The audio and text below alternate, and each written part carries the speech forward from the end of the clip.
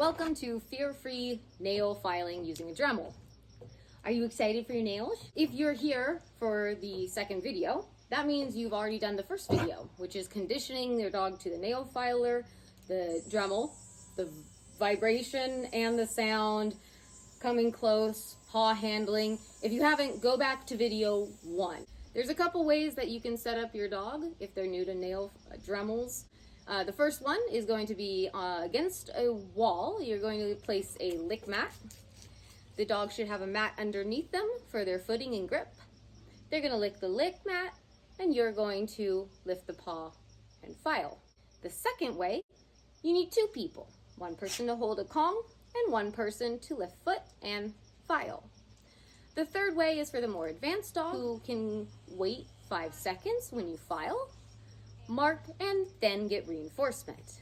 The difference is that this reinforcement is coming after every 5 seconds instead of continual rate of reinforcement like a lick mat or a Kong. If it's got a cap on it, this is going to be putting the nail in or up against, or for a nice big wide nail. So this would be tip, or a dog with small nails. This would be for a big nail. Many Dremels and some groomers prefer to have the entire thing open. What I want to say about this is it's going to spin counterclockwise, which means if it's going counterclockwise and not here, because then the nail is going to go off to the side. You want to have the nail here, like so.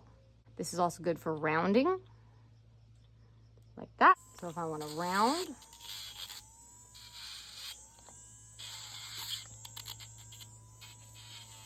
Method 1, 1 person lick mat on a wall or door method.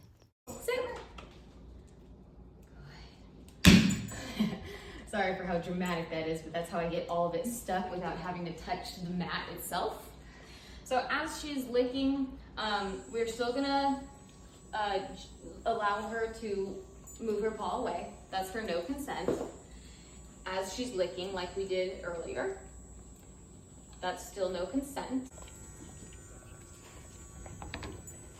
1, 2, 3, 4, 5. That would be long enough. Very good. Let it go back to it. 3, 4, 5. Good girl. And she's actually holding longer without pulling it out.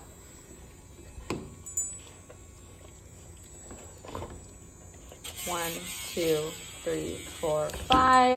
Method 2, 2 people, 1 holding Kong, 1 filing nail.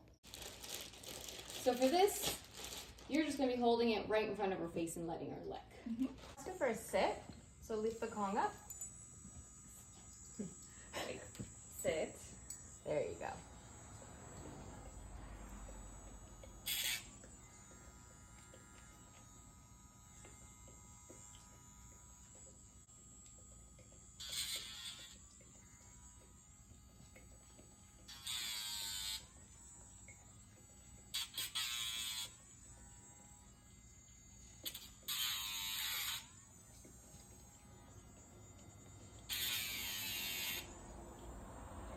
Girl.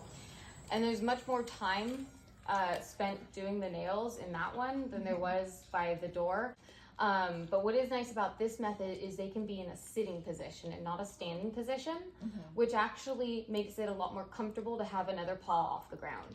If you notice how I said 1, 2, 3, 4, 5, It is because I don't want this up against her nail for any longer than 5 seconds, obviously because it warms up. Yeah. But the other reason is because the last way to do a nail trim, which I don't think we're going to be able to do today, is by having the dog wait for 5 seconds that their nail's in there, marking yes, and then rewarding with a treat. So we're not using a wet food, we're not using lick, we're not using a Kong. It's probably something that for the video, I'll just use my own dog because that's where she's at now. Method 3, 5-second, then reward method. Here's my own dog. So for the more advanced dog who doesn't need a constant rate of reinforcement like a lick mat or a Kong with a spider bowl, who can do a nail for 5 seconds and then get reinforcement, good girl, paw. Yes. 1, 2, 3, 4, 5. Yes. And reward. Paw.